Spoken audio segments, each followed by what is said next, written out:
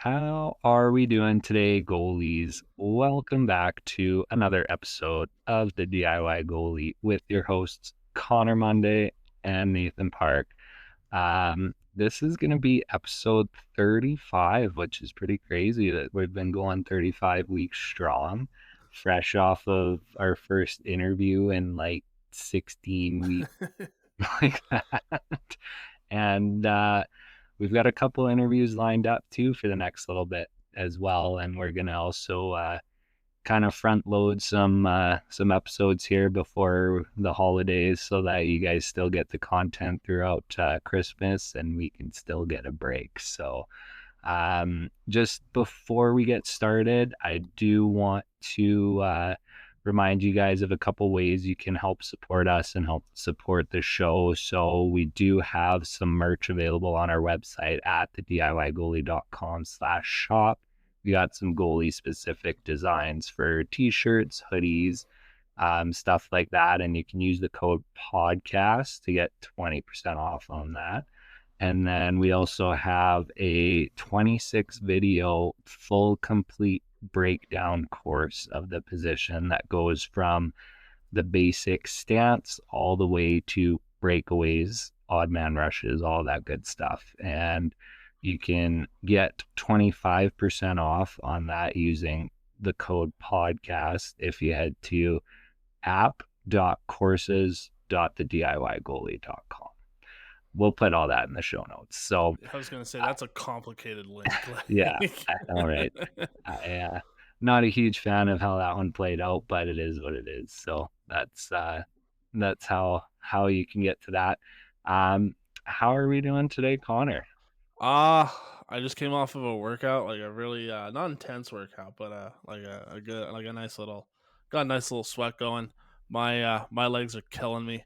Intense Uh for us old, retired, out of shape former yeah, goalies. yeah, exactly. Yeah, exactly.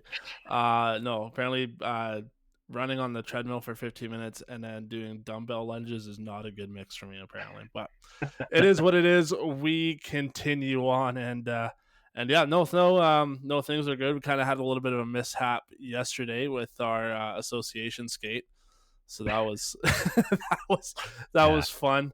yeah. Zamboni Felt broke down, melted the ice through to the oh, it was concrete. So we brutal. did not do a session last Yeah, no, it was unfortunate, and I don't think I even have anything on my calendar for next. Oh no, that's wrong. I have a Sunday skate this upcoming Sunday. No, but no, I'm looking forward to, as of recording this, I'm looking forward to December 4th interview that we have lined up. Um, I'm really excited about that. And then I don't remember who the other interview is, so I'll have to apologize about that now. But all in all, I mean, it's been pretty good. It's obviously the holiday season right now, so there are a lot of great goalie products, to kind of for you guys to get your hands on, whether that be at the DIY goalie or in goal or wherever else you guys want to get your goalie products from. Now's the time. Now's the time to jump on it and if you want to take your game to the next level, you want to make sure that you have the best available resources to you. So it's exciting, as well as the merch that we have on our store as well. So that's exciting there as well. night. I think we have to put together an article maybe to post on the website of good goalie gift ideas because I do see a lot of posts on the Facebook groups like, Yeah. what do you guys get for your Well, it's goalies? actually well, it's funny. Like I was debating about making that a segment for this episode, Yeah. and maybe I might wait till next episode. I don't know, depending on kind of how things schedule out. But I know I do have kind of like some ideas in terms of goalie parent Christmas ideas. I won't go into those today, but um, they're out there. They're absolutely out there for sure, and it doesn't necessarily have to be like resource material wise. I think it could also just be, kind of fun little t-shirts like what we have at the DIYgoalie.com. Yeah. There's also cool like, dress socks out there and all that good stuff. But Yeah, yeah, we'll maybe dive into that on an article. I don't know if we'll slide it in before Christmas this year, but we can maybe do an episode next year right before. yeah. But going in, hopefully you guys, all our American listeners had a good American Thanksgiving recently, and you guys got through Black Friday. Okay. Holidays coming up. We're gonna start the show off today with a pod or not a podcast of the month, a drill on the podcast. So Oh boy. Connor, you have one of your favorite drills that we do at our sessions with True North goaltending. What do you got for us? I find that a lot of the drill of the months that I do are probably just ones that I've been reiterating a lot lately, and this is just another one of those drills that we have for this month. We've been talking a lot this month are just kind of going back to basics a little bit when it comes to head trajectory and tracking. That also leads into our rotation at the same time. So we have a nice simple drill to showcase for you guys today. I'm really excited about it. And this is called the 5 puck tracking sequence. You can find it over. We'll link the link. We'll leave the link down in the show notes of this podcast. But you can also find it over at the DIYgoalie.com. The 5 puck tracking sequence drill, it's nice for a number of reasons because it really gets you to focus your eyes on each individual puck, and then as well as kind of have to force your head to find that last puck that's kind of off in the corner there. But you guys don't even know what I'm talking about yet because I haven't explained the drill. So what it is we have 4 pucks kind of lined up, kind of about middle of the ice, about where the hash marks are. They're all kind of lined up in a row there. The farthest away puck from the crease is puck number 1. Puck number 4 is the closest one, and then the 5th puck is kind of off to the side, just below the dot of the, or just below, yeah, below the dot, below the face-off dot. So what happens is that the goaltender will be down in their butterfly at the top of the crease, setting their eyes on puck number 1. So the coach, what they'll do is they'll yell out each individual number. So they'll yell out 1, goalie will get their eyes on puck number 1. They'll yell out 2, get their eyes on puck number 2, 3, 4, so on and so forth. When they get to puck number 5, they have to essentially rotate their head so they get eyes on target to where the coach is with the pile of pucks, which will be puck number 5. They have to turn their body, bring their body over, keeping everything in front. It's all biomechanics, really, right? Like wherever your head goes, your body is automatically going to have to follow. So down here, eyes on puck number 4, turn, rotate, grab an edge, recover back to your feet for that shot. Rebound, pops out, play it. The biggest key points for this one is making sure that we're getting used to tracking the puck. I would extend that further, than making sure that we're getting eyes on target to each individual puck, particularly in that 4 puck line. The goalie should really be encouraged to use their eyes in their head to follow each puck, just like they're making a save. Goalie should also be tracking down to the pucks. Chin down to chest is a good habit. I kind of take it a little bit a different way, where I say nose to target, or nose to glove rather, and then as well as kind of bringing your body down towards the save as well. Proper rotation and recovery, particularly from after we go from puck 4 to puck 5. Down, look, over rotate, get a hard push. To that next position. We want to make sure that we don't over rotate. Happened to me in my out of town skate the other day, where the goalie was over rotating, where his body was basically facing into the corner. And then that chest save, I don't really shoot for the chest on that. I just kind of go wherever I damn well please. But the idea being is that they track the puck into their save, track it out, should a rebound pop out, and then we go and play the rebound there. Do I actually have it? There is a chest shot. Yeah, it says Uh, chest save should be tracked in, cradled properly, and the body should be leading into the save. Funny, I don't even follow my own practice plans Well, I because mean, I like, don't think I've ever done a so straight in chest shot. fairness to you, you have the 5th puck kind of lined up just below the face-off dot of the circle. I generally station those pucks either on the dot or actually above the dot in the kind of the face-off circle there. Yeah, one thing I will say for you guys, if you are checking out our drills, sometimes with the kind of smaller area on the screen, a lot of it's not to scale. Especially with the skating drills, because with a small neutral zone, trying to make it legible with cones and arrows and goalies and coaches and Yeah, whatever, it's a lot of times the cones are not to scale. I, I've had that happen before where somebody's put cones based off of my practice plan. And I'm like, whoa, those are way too far apart. And they're like, well, this is how it is in relation to the neutral zone on the page. And I'm like, well, if I made it to scale, you wouldn't even tell what was going on. It'd be a mismatch of stuff. So yeah, I usually have that fifth puck closer. Um, just I have it farther away just because I want to give like I like it as like a warm up drill or even as a kind of like the first drill of my hour skate because it gives the goalie even just a chance to just get their eyes going, right? And just making sure that they're, again, bringing nose to target, making sure that they're really emphasizing bringing the head around the elbow and not over the shoulder because that's what creates that forward motion, right? Versus if the head's over the shoulder, that's where the weight goes back. Right. So that's why I have those pucks further away, and that's why I treat this as a either as a warm up drill or as kind of like the first drill of my hour skate because I line up my drills in like threes, right? So I have my skating drill, I have my first drill, and then I have my second drill, and then that second drill is kind of more so where I dive into more of the important stuff. But that's why I have it there is because I want to make sure that we get the particularly in this instance like the eyes and the hands going right, and then everything else follows suit. For having something in like having the puck in tight isn't a bad idea either, but I personally wouldn't do it until like we've gone through a couple of other drills to make sure that they get the head and hands going and to make sure that the save execution is where it's supposed to be. yeah, I was more talking about that fifth puck before the shot. Like that one that's off to the side there, that one I usually have kind of in tight because to me when I designed this drill, the thought process behind it was kind of to simulate a save. So you have kind of the different stages of tracking a puck into a save.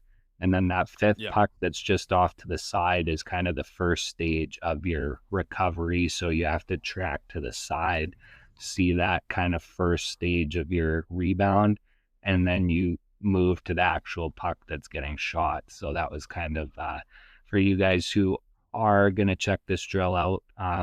That's kind of what it's simulating. That's kind of the purpose of it is to just focus on that head trajectory down through a simulated save and then off of your body too for the rebound. So At the risk of making things more complicated, um, what I okay, so I'm gonna level with you here. I did kind of butcher this drill a couple of times because I thought puck number one was the closer one, and puck number four was the farther one.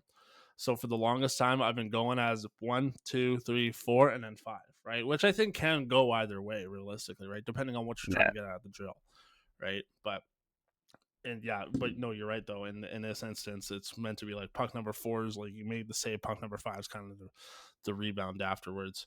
Um, yeah, I know sometimes if you are able to get the rebound past the dot because either your defense or the offense is terrible, then hey, by all means get on there. Just you have really bouncy pads or sticks yeah, for whatever reason there. But no, I've been doing this drill a lot lately in the last little bit that I've been on the ice with my goalie. So I quite like this one. I'm all about the tracking. I'm all about the head trajectory. Thank you, Dustin Schwartz. Um, and so no, I do like this one. I'm so fascinated, honestly, with like the body mechanics and just kind of how the body works. I'm not a biological major by any sorts of the imagination, but it's that's one thing that was kind of really hammered into my head when I was playing, and so just kind of like wherever like your head goes, body has to follow. Wherever the arms go, body has to follow. I always equate it to. I always use this, and again, I got to credit Dustin Schwartz here of the Edmonton Oilers because it's actually one of my favorite analogies ever. Um, is like playing goal is like driving a car in a way, right? In terms of your movement, right? Your head and your hands are the steering wheel, your body's the car itself, and then your legs the engine. For those of us who do have their driver's licenses, and you should if you are driving, um, you cannot operate a vehicle by just going pedal to the metal and just say, let's see where this goes. And then you end up in a ditch somewhere, right? Like there has to be a little bit of mechanics or a little bit of thought process behind it. So if I want to go from point A to point B, in this case, like I was at the gym today. So if I want to go from my house to the gym, I got to steer the car in the direction that I want it to go. It's the same idea, right? When you're making a save, or particularly when you're going cross ice or just increased movement, right? We have to look where we're going, bring the body across. Okay, so now the car is in line of where we want to go, and then the engine, and then our legs being the engine, that's where we need to push, and then we'll be in the lane that we want to be in order to get to our destination, right? So I don't know where I Yeah, was going with that, but it's one of my favorite analogies, and so I really got to yeah. question, I really got to credit Had to Schwartzy slide on it that. into an episode somewhere. Hey, Yeah, somewhere. um, Honestly, like I've been using that a lot lately, and even I'm kind of getting annoyed with it. So yeah. No, I think yeah, like same with you. I didn't have a lot of technical aspects to my game until I started working with Schwartzy in my first year junior, and the revelation of the head trajectory and the tracking is is a massive game changer. And for you younger goalies out there, skating and tracking slash head trajectory, those are the two things that if you can nail down as building blocks for your foundation of your game, right, you will be set up for a solid career moving forward. And for the older goalies, there's never a better time to start than now. yeah, So start working on that. But yeah, no, we'll get into the segment side of things now. So for my first segment, I recently started listening to a podcast called The Walls Within. And it's hosted by Curtis McElhaney, who is in the former NHL goalie. He's kind of a, veteran backup goalie, won a couple cups with Tampa and St. Louis. And then I can't remember his last name, but he co-hosts with like a fighter pilot, and his name's Dave. I think it starts with a P. I can't remember his last name, but it's a cool dynamic. It's a cool take, because their whole shtick is kind of the mental side of things, the mindset side of things, like, dealing with pressure, stuff like that, because both of them have, been in high pressure situations throughout both of their careers. And it's kind of a cool yin and yang between the goalie side of things as well as the fighter pilot side of things, and kind of the similarities between the two. And so they were talking about the mentality of mistakes and bouncing back from a mistake. And so that's kind of where I wanted to go with this segment. They played a video from somebody who was basically talking about, you know, he ran a business or whatever, and anytime somebody came to him with a problem, or when stuff was going south, stuff's hitting the fan, he um he would always reply with good. Like somebody would come to him and be like, "Oh, our company truck broke down," and he'd be good. And they'd kind of be like, "What? Like, what do you mean good?" And his thought process behind it is, if you're in a spot to say the word good, you're in a good spot. That means you're breathing, you've got your wits about you, you can, process what's going on, whatever. So if you have the ability to answer to a situation the word good, you're actually in a good spot. And I thought that was a really interesting take, because as goaltenders, like, we're in such a unique position where there is so much pressure. And like, we deal with this, with the HSL. For those who aren't aware of that, it's the Hockey Super League out here, kind of out west. It's an unsanctioned league that's kind of geared towards a more elite stream, I guess, level, like more development, more ice time than what minor hockey gets. And the mentality of winning and pressure and all that comes with it as well, more so than the minor hockey stream normally has most of the time. And a lot of that falls on goalies. And when you're 8, 9, 10, and you cover half the net that you're going to in 6 years from now when you're a lot bigger, you still are getting put, or you still have the same pressure put on you. And that can really break young goalies and even older goalies, right? Like, even if you're playing beer league, I kind of saw somebody post today in one of the goalie groups, posted a text from their captain, their team captain or team manager or whatever. That, I mean, it was a nice text, like classy text, but he was basically just like, "Hey, bud, like it's not working out on the ice. We're looking for another option, blah blah blah," kind of thing. And so goalies are a lot of times the scapegoat. Goalies tend to get the spotlight on them. They have the most pressure.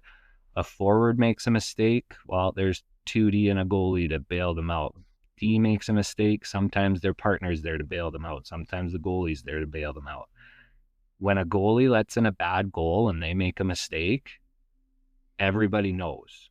Everybody knows, right? Like, you can't hide anywhere.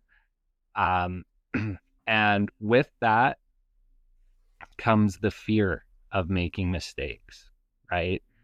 And that leads to, like what we talk about with players, the gripping the stick too tight, right? Like, when players are nervous, we talk about gripping the stick too tight. Kind of the same thing, right? Like, as a goalie, when things aren't going right, when you're worried about making a mistake, you think too much. And goaltending is probably one of the few positions that thinking makes things worse, right?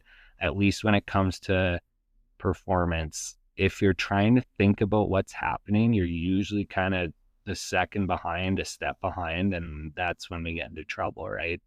Um, so the things that I wanted to touch on when it comes to mistakes is to not be afraid to make a mistake and to actually embrace your mistakes, right? Have that mentality of good.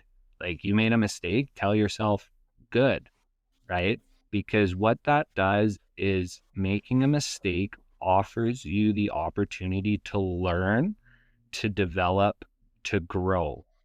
And when we have our goalie sessions, I will tell my goalies all the time, I do not care if this puck goes in, if you are making the effort to do the right things, because a lot of people don't understand how much of a process goaltending is. So it takes a while to go from, you know, current habits to new habits. And there's going to be a time when you're slow, when you're implementing new things. There's going to be a time where you might not do it perfectly or correctly or whatever, but you're trying, and you got to stick with the process. And you can't be worried about, oh, I tried leaning my body into that save, but I was too slow and it went in, so I'm not doing that ever again, right? Because if you keep working at it, you'll get faster at it. And now you'll be more efficient than if you didn't lean your body at all, right? And yes, you may go through a little bit of a transition phase where your game dips a little bit while you try and figure things out. But the more mistakes that you make, assuming that you actually, you know, take the time and effort to think about them after the fact and learn from them, the better that you'll be overall, right? So think of mistakes as an opportunity to learn, embrace them, don't be afraid to make them. At the end of the day, what is the worst thing that can happen, right? Like, it's not like you go out and you make a mistake and your life's over, that's it, you're done, see you later, right? Like, they happen, right? Look at Charlie Lindgren a couple weeks ago. He literally shot the puck into his own net, right? Like, but they went on and they won the game. The team rallied around him. He shut the door after that. They scored 2 more goals. They won, right?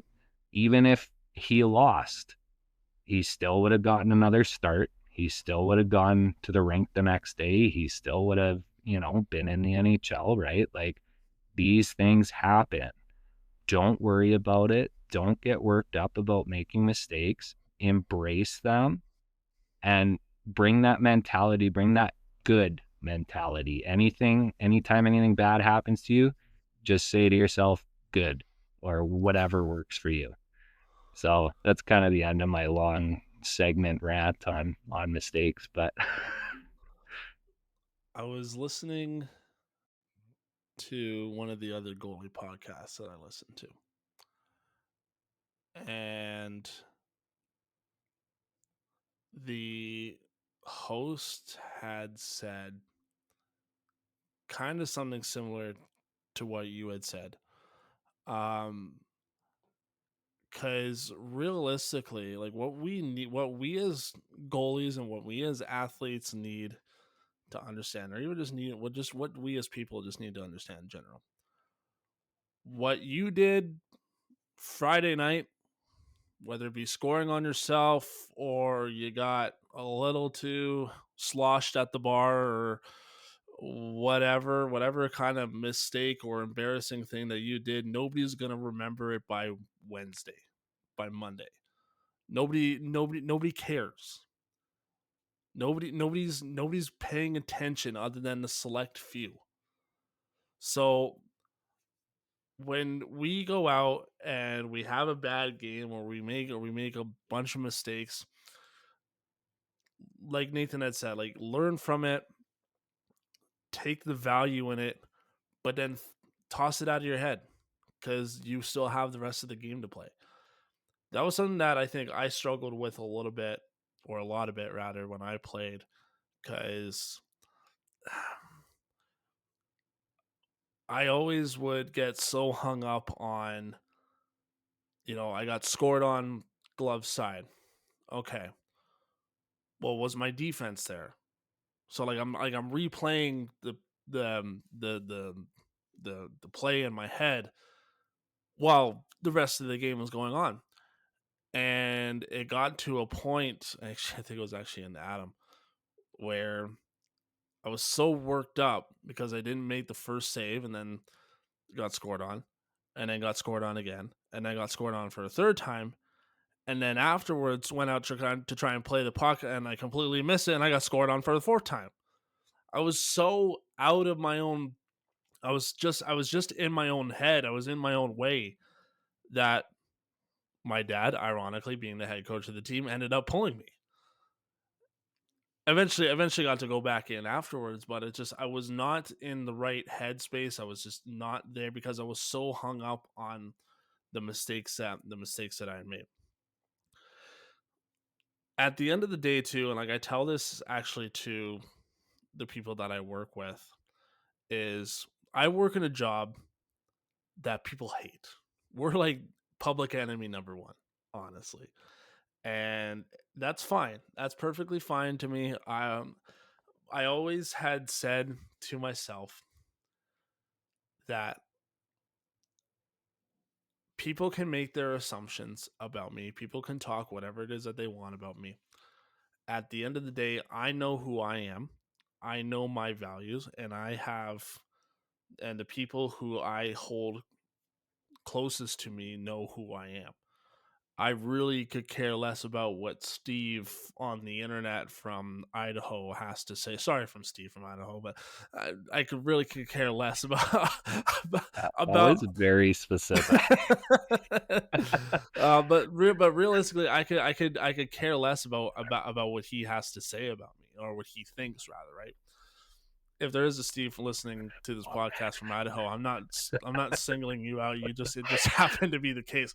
But the point being is that, like, we live in a day and age now where social media is the worst. It's the best and it's the worst because you can say what you want, you can hide behind a screen, hide behind an anonymous name, and something embarrassing or something that maybe you didn't want put on the internet. I can think of one, for example, the play-by-play that Skylar showed. Yeah, Nathan knows which one I'm talking about. Um, I, I, And I then the knew, con. I knew it was going to end up on this account, and I'm ashamed of it because I was so hyped up into the moment. But at the end of the day, I don't care. I don't care. Like it is what it is. I moved on from that incident. So as goalies, we kind of have to be like goldfish in the sense that we have to have short term memory, right? Because we have to move on to the next play. Whatever happens afterwards is whatever happens afterwards. And I think what we also need to do at the same time is we need to eliminate that victim mentality. Oh, I got scored on five. I lost 5-2 today. I got scored on 5 times on 20 shots or 25 shots or whatever. It's my defenseman's fault. It's my defenseman's fault. It's my coach's fault. My coach hates me. It's this. It's that. Okay, there probably is some legitimacy to it, but what were you doing to try and mitigate, to try and manage that, Well, and right? also what can you do about what they do? Yeah, Like you cannot exactly. control your defenseman giving up a bad pizza up the middle, and you can't Mhm. control if your coach is a dunce cap. Like, right? Just Yeah, you do it's you, boo boo. yeah, yeah, exactly, and that's kind of that's the mentality that we have to have.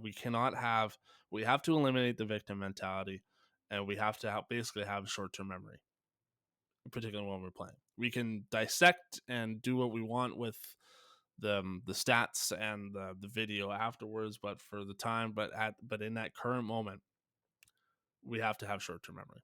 I'm gonna leave with this as well because I think it's also kind of something important.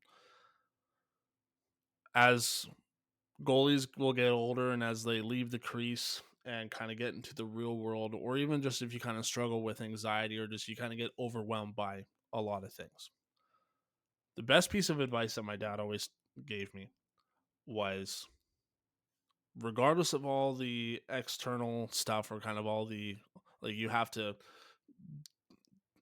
do laundry, you have to make the bed, you have to clean the car, you have to fill up the car with gas, you have to do this, you have to do that, and like, the list piles on and on and on. What's step one? What is step one? What is the first thing that you have to do? Is it cleaning a room? Okay, that's your sole focus. That's what you should do. I kind of have a little bit of a game plan in my head when I'm cleaning. When I was cleaning my apartment, when I was living there, it's like, okay, I start in the kitchen. I'm going to go to the bedroom, and I'm going to do this, and I'm going to do that, right? But I always focused on what was step one. What's the very first thing that I have to do, and then everything else will follow suit afterwards. So I think in the same breath, in terms as goaltending, what's step one? Okay, well, step one could be um, making sure that we're looking for the puck. Okay, step two, getting ourselves into position. Step three, making the save. Step four, if applicable, watch the rebound out. You know what I mean? So like, that's, take it one step at a time rather than trying to deal with 1,000 different things at once. That's probably had nothing to do with mistakes, but I think just kind of the mentality of that in general is important. No. Yeah, and kind of the last thing I wanted to touch on, and then we'll move on to your side of things. But I'm only like 4 episodes deep, I think, into this podcast.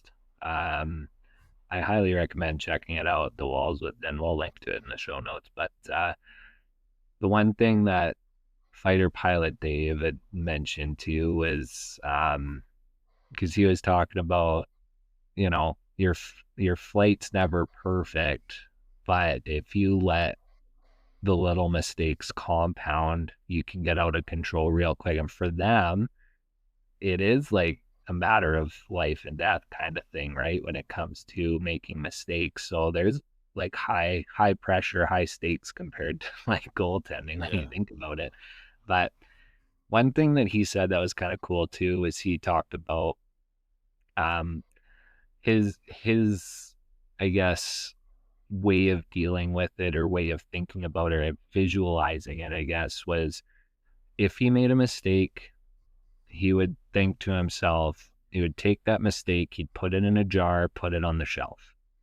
So it's out of the way. He can't change that it happened. So if you let in a bad goal, you cannot change it. Who cares? Whatever. You can't do anything about it. Take it, put it in a jar, put it on the shelf, and head to your next save. Get ready for the next shot. It is what it My is. mind of a goldfish, right? Yeah, exactly. Yeah, I want so no, go oh, ahead. you Sorry. got one No, more thing no. before you're done? I was just gonna say this, and it's just kind of a quote that I've been living by lately. Perfection doesn't exist. There is no such thing as perfection. We will never ever achieve perfection, but it's something that we can strive for. Yeah. Awesome. Well, what do you got for your side of things today, your Uh segment? I've been flipping back and forth between the two that I want to talk about, but I think we're gonna go with this today. Nathan, you and I have been doing this for 35 episodes, and we've never really talked about ourselves, and I think that's probably for the best, honestly. But I feel like for the sake of Ooh, kind of right, I letting go see ya. Just kidding. bye guys, Yeah, thanks for watching. make some um saves. makes no sense. I love how that's sticking, honestly. um but no, we're 35 episodes deep, and we've amassed quite a bit of a following. And so I think we kind of need to talk about us for a little bit, kind of introduce ourselves a little bit maybe more formally, and kind of talk about why both you and I became goalies, and subsequently later on in life, goalie coaches. So I will. Do you want me to start, or do you want to start? I feel like I don't really Uh, care. You can start. One thing I'll say though, just as a warning, my reasons of becoming a goalie coach are so much more profound and significant than my reasons for becoming a goalie. And I don't even know if I want to go into why I became a goalie, but have at got, her. got couldn't hack it, man. Like he couldn't hack it. Like after David Poyle wouldn't even let him dress up. It was like no, no. Anyways, he had the premonition. Well, so my story is kind of the same as everybody else's. My dad played goal a very long time ago. You know, back wearing the Cooper pads and all that fun stuff. And then eventually, I wanted to start getting into hockey. And this was actually after the 2006 Edmonton Oilers playoff run. That's when I was really wanted to like, Dad, Mom, I want to play hockey. And so already like we got taken to the store, and like the guy's fitting me for player gear, and I'm like, nah, screw that. I want to be a goalie. And so we ended up going to IKEA, not IKEA. We ended up. I see the IKEA box in your room. Yeah, we just went to IKEA. No, we went to Canadian Tire, and ironic, and like I swear to God, the set that we got was an iTech set, but it was actually meant for ice hockey. So you got the glove, the pads, the blocker, and a chest protector. Swear to God, it wasn't road hockey stuff whatsoever. It was actual ice hockey stuff. And so right then and there, that's when I wanted to that's right when I wanted to be a goalie, because I was a big fan of Tommy Salo and Dwayne Rollison. And yeah, especially after that that 06 playoff run, my dad was a big influence on that as well. Afterwards, and kind of never looked back on that. So it was the pads and just kind of like the outside stuff with that as well. Um, my favorite goalie, like I said, was Dwayne Rollison, and yeah. But when it came to coaching, it was kind of interesting because I was about 15, 16 years old. I was in grade 11, and I was attending the Vimy Ridge Hockey Academy at Vimy Ridge. And I only went just because I'm like the thought of going to school and playing hockey was pretty cool, I guess. And um, Schwartzy was the Old Kings goalie coach at the time, and so Schwartzy and I have been working pretty close together at Vimy, trained together for the first 5 years, and then he got hired by the Oilers. Did he get hired by the Oilers in September? I keep thinking November for some reason. Do you remember? I, I can tell you what month it was. I couldn't even tell you what Well, year it was. I anyways, think it was anyways, 2014, yeah, about so yeah, so I would have been 15. 2015. Yeah. But anyway, so then Schwartz got hired by the Oil Kings, well, not the Oilers, but the Oil Kings, the Oilers rather, and at that point in time, I already kind of knew that like my hockey career wasn't going anywhere because like everybody, you want to go to the show and everything else. You want to play in the WHL, and so after Schwartz got hired by the Oilers, it kind of sparked something inside me because I was already doing kind of just some odd um, kind of mentorships at the goalie academy that my minor hockey organization was doing. And then after Schwartzy got hired by the Oilers, I was like, well, I mean, if Schwartzy can do it, maybe so can I. And so I kind of turned the page from playing to coaching kind of that same year. After my playing time after that season had come to a close, I had reached out to um, one of the local spring hockey teams that's no longer in service, and said, "Hey, just like I reached out on their website and said like, hey, my name's Connor. I'm 15 years old. I'm looking to start getting into coaching. What do you guys got?" And they got back to me and said, "Hey, yeah, I'd love to have you." Was working with kids like six to 8 years younger than me. And again, same deal. Kind of never looked back. I've been coaching goalies now for 10 years, which is wild. And yeah, so kind of the influences on that. I mean, biggest influence was Mr. Schwartz. I give a lot of credit to him, as well as Curtis Muka. A guy by the name of Nathan Park as well. But he's kind of a loser, so maybe not him, but shout out Brad McDonald. but but yeah, I mean, there's nothing like interesting kind of about like how I got into playing. Like it's the same as everybody else. I thought the pads were cool. My dad played. My favorite goalies at the time was Tommy Salo and Dwayne Rollison. Um, and then yeah, kind of same deal with coaching as well. I really kind of harp on the fact that like, oh, I started coaching when I was 15 years old. And I got bullied for it actually in school a lot because like I would kind of draw up my own like goalie school or whatever, and I kind of made websites just for fun on the side, and yeah, I got bullied for it a lot by the AAA guys there, but regardless though, but no, it's been pretty successful for me at this point. I've gotten to know a lot of great people. I've gotten to coach with a lot of great guys. I've gotten to coach a lot of great goalies, and I've had a lot of cool opportunities. I think probably the coolest opportunity that I got was to actually go coach in another province. Actually, with the first goalie institute that I was with, we were in a small town called Nelson, British Columbia, and we were working with some of the local goalies out there. So we spent a week in Nelson, BC, and yeah, so I think that was kind of the coolest part of my coaching career was getting to go coach in another province. Uh, yeah, it's quite the journey. It's cool how fast it goes, but kind of what you get to do along the way, that's for Yeah, sure. Um, Before I go into mine, I I'm will excited. explain. Oh, I'm excited. like Yeah. after you said that, I'm like, oh boy, what's the scoop here? This is Well, going. This is gonna be an article, by the way.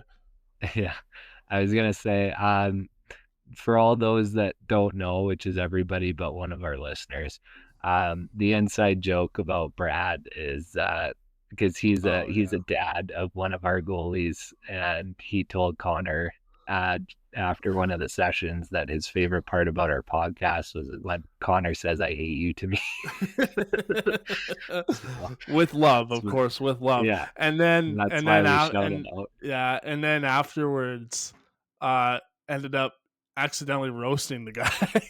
Yeah, yeah, that and was a and whole miscommunication, but yeah, that's a story for another yeah. day. Thank you, Brad. We love you. I think you guys are overdue for a session, so should get you guys back out.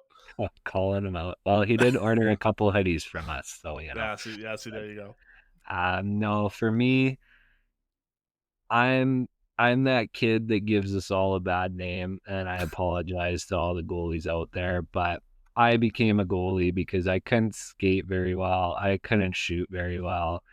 I yeah, I would have been your tier 7 house league player So for me, it was, well, I want to be that kid that doesn't have to do anything and I can just go stand in the net.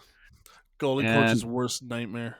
yeah, but lo and behold, it worked out for me. And um, my mom, she love her to death, but I don't know how much of this is an exaggeration because sometimes she does exaggerate. But she says all the time that I used to push players out of the way to get in front of pucks, even when I was a player. I Uh, believe that. I 100% believe that. so I do remember, because I don't remember much since I started playing goal basically the second that I could, because I knew I wasn't a player. Mhm. Um, I do remember though, like being that kid that hung out at the blue line, just waiting, just cherry picking because I couldn't do anything else. So I was like, oh, maybe I can just get a breakaway by standing at the blue line.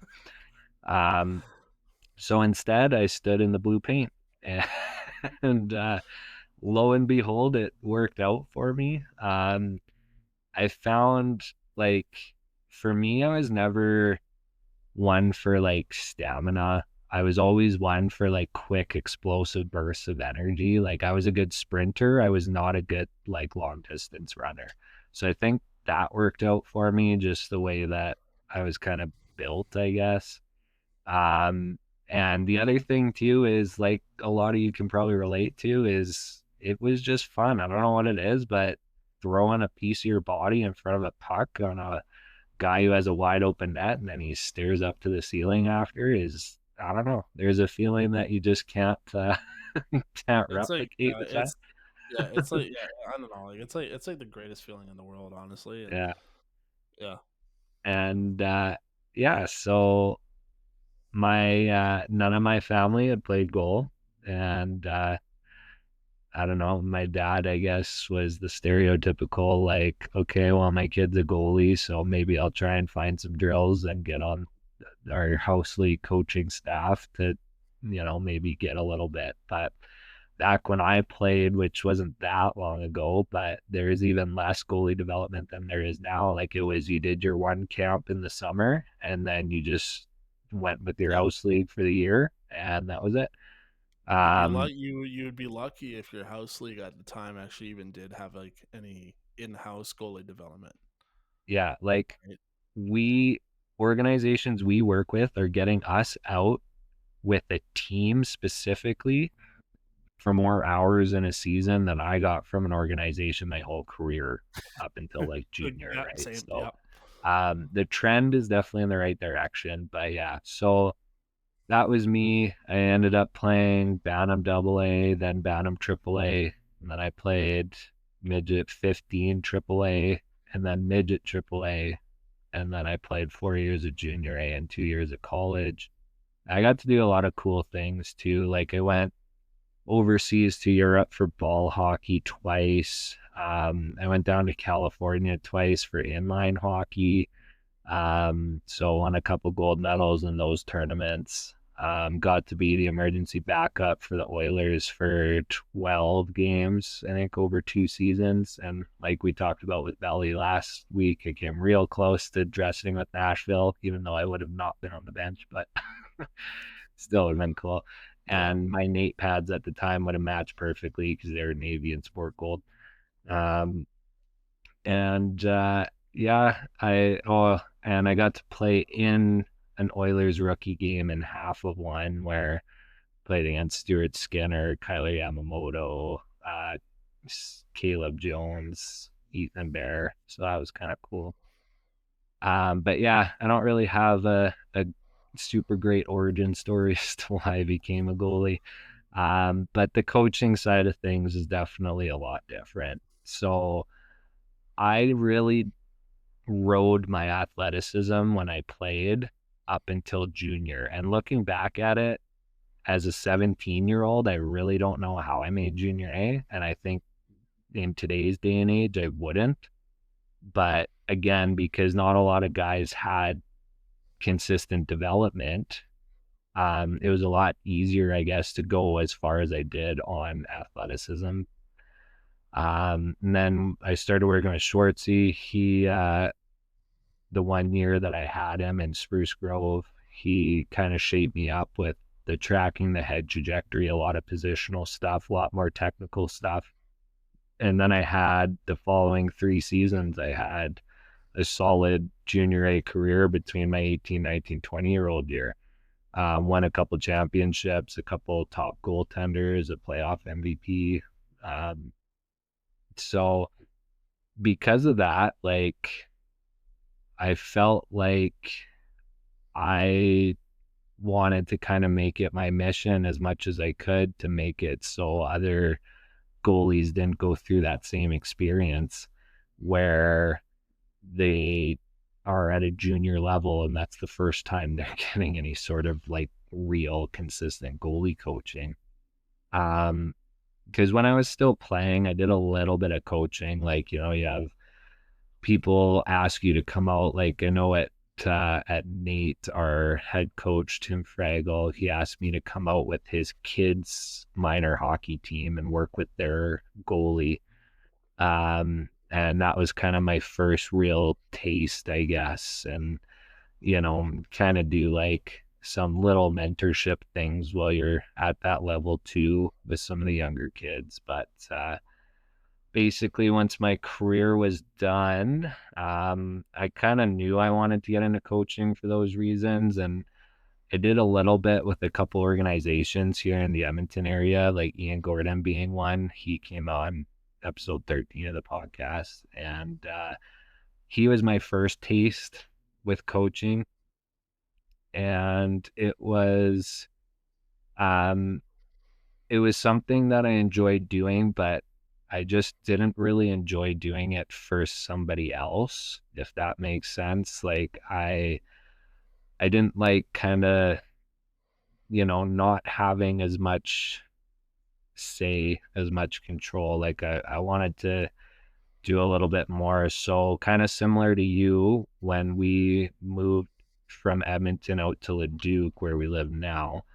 Um, I I emailed a bunch of teams around here, and there was only one that got back to me, and that was the Junior Riggers spring hockey.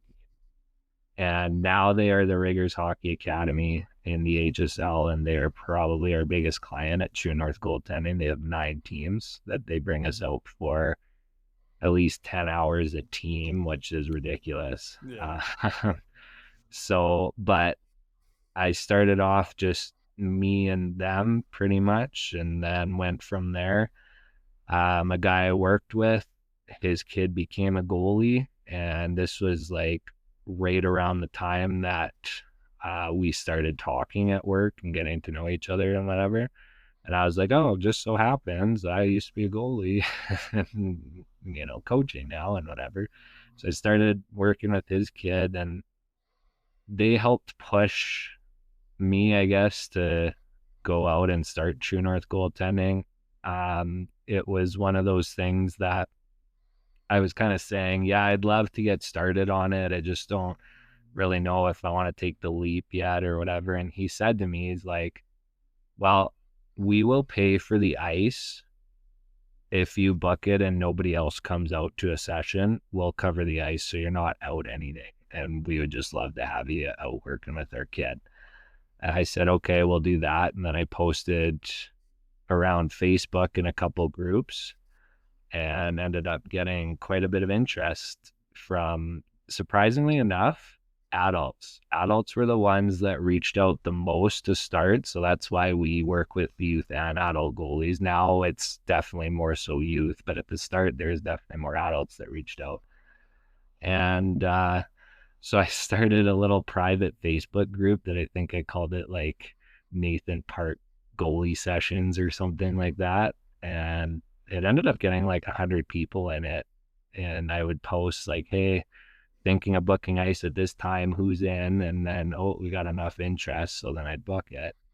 And from there, I was like, well, this is generating enough interest. So started basically making it a little bit more formal. And that's how True North Goaltending was born.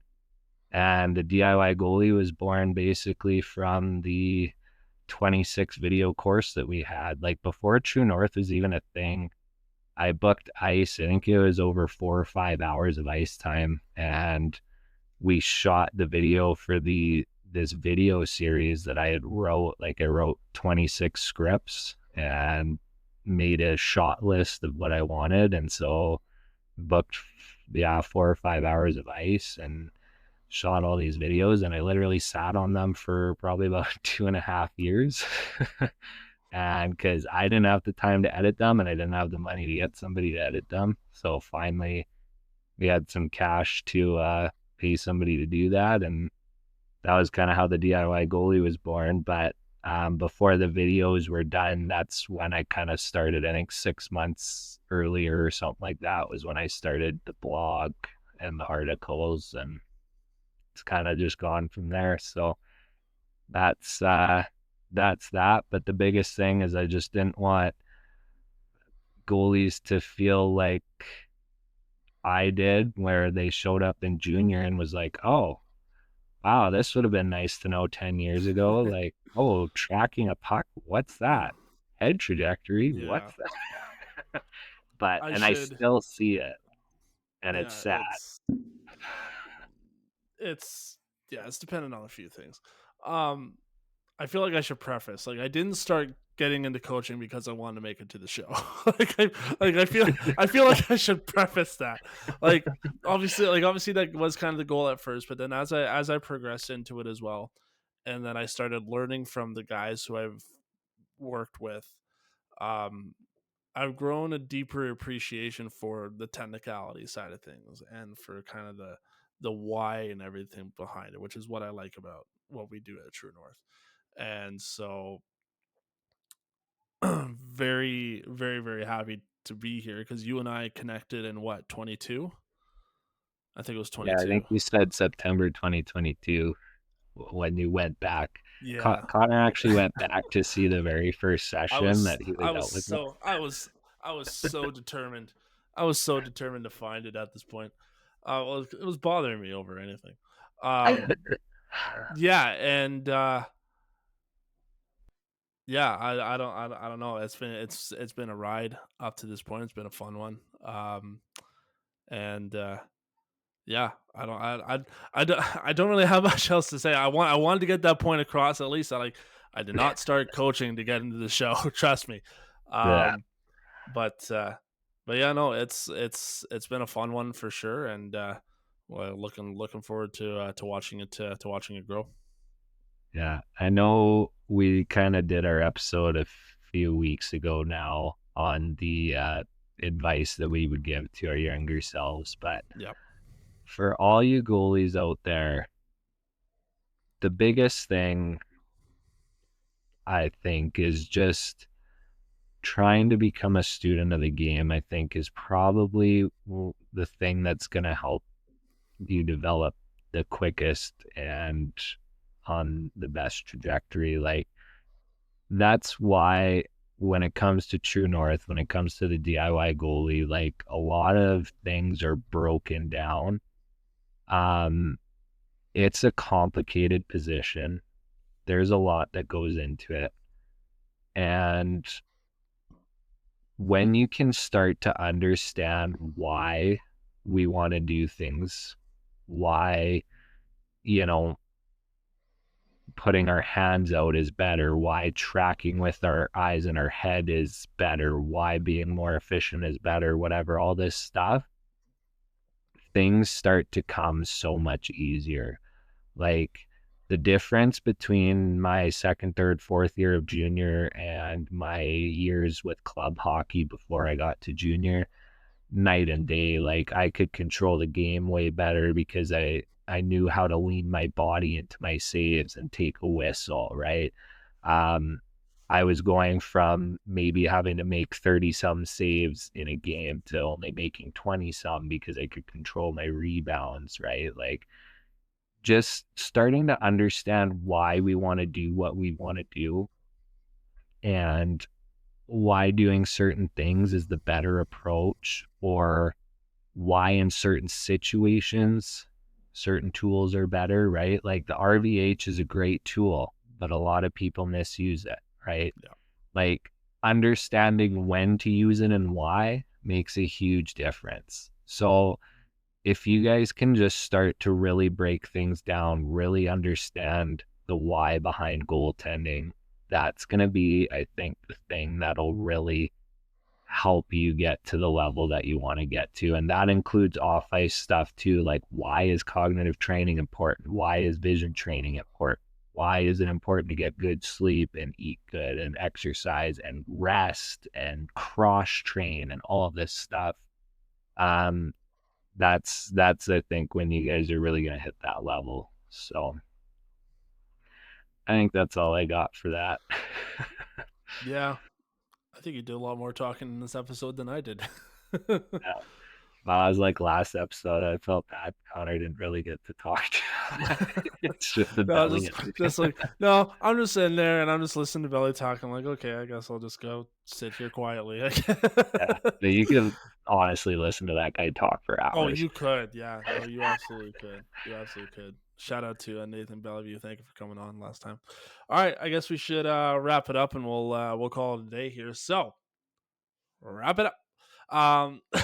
Thank you guys for everything so far. 35 episodes deep. Really do appreciate it. Which is crazy. And thanks to you guys Crazy, for supporting crazy. us And along the way. Nathan has kept me around for that long as well. So, No, you've Cage only is been around for like, what, 20 of them? maybe maybe a quarter of that. The point is that the cage is starting to get a little dusty. So yeah. Anyways, um, if you are following us over on YouTube, make sure you give us a like and subscribe there. Make sure you share the channel as well. It doesn't cost you anything, just a little bit of your time, maybe your reputation at the same time. We won't talk about that a whole lot. If you're listening over on the podcast side of things, whether it be Apple Podcast, Spotify, iHeartRadio, and beyond, thank you for listening. If you are new to our shows, make sure you give us a follow and make sure you share over on your favorite social media platforms as well. We do see the analytics behind it, which Nathan has found very interesting. But it is no, like it is interesting there to kind of see where we get the listenership from and everything. It's Shout out to Council Bluffs, Iowa. um but no, it is interesting to see where the listenership comes from, and we just the fact that we're worldwide is insane for two guys from Edmonton. um Beyond that, make sure you go check us out on our social media platforms for the DIY Goalie at the DIY Goalie. That's over on Facebook, Instagram, Twitter, X, TikTok. TikTok, yeah. Is it TikTok? Oh yeah. Yes, it is. Yeah. For our in-house goaltending training facility, we do have a training facility out here in the rural Alberta area in Nisku. You guys can go check us out there. You guys can also check us out at truenorthgoaltending.com. You can also follow us over on Instagram as well at YEG Goalie Coach on Instagram. Everywhere else will be True North Goaltending. I think that's it. I think that's all that I've got. Am I missing one? I'm missing one, aren't I? I don't know. Technically, the DIY is on X, but I Ah, don't know. well. We have like 15 followers. Regardless, make sure you guys follow us on your favorite social media platforms. Make sure you guys follow us on your favorite podcasting platforms. And if you are, again, watching us on YouTube, make sure you give us a subscribe. It all helps at the end of the day. What it does, it creates the exposure, and it tells the algorithm that people want to watch us, that people want to listen to us, because we have important things to say in order to help the goalie union and the goalie community rise up. Beyond And that, honestly, before okay, you sign us off, okay. any feedback is much appreciated, guys. Yes. Like You can good, send us bad, whatever. emails at Yeah. info@thediygoalie.com or at goalies@truenorthgoaltending.com. Yeah. Those will be the best places to Questions, reach us. Questions, feedback, comments, feedback, anything. everything. If Um, you're a goalie yourself, I'm going to open the floodgates here. If you're a goalie yourself and you think you have an interesting perspective that you would like to have shared, please feel free to reach out to us. And we definitely would. I think we would have them on, eh? Depending on what the yeah. perspective is. Yeah. Depending on what angle you got. Yeah. It has to be interesting enough that listeners from Sweden and New Zealand and Australia and all that want to listen. So Yeah. Thank you guys so much for watching and listening. Make some saves. We'll see you guys next time. Take care.